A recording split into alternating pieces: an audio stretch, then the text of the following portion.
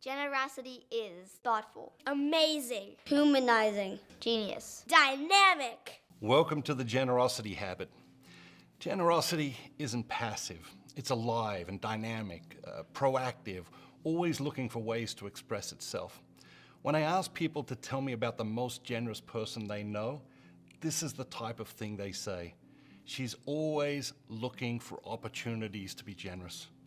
The most generous people I know are not just thoughtful and generous with their money and things, they are generous in every way imaginable.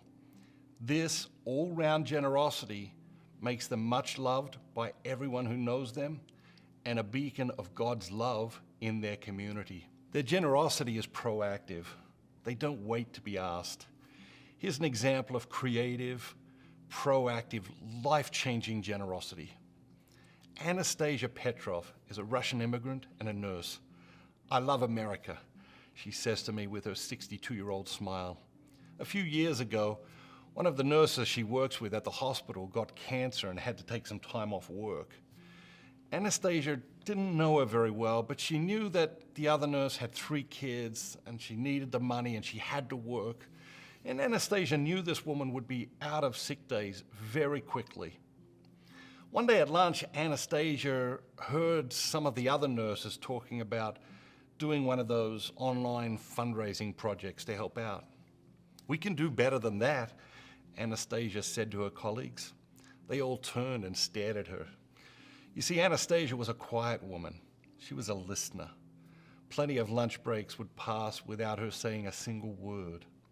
"What do you mean?" one of her colleagues asked her.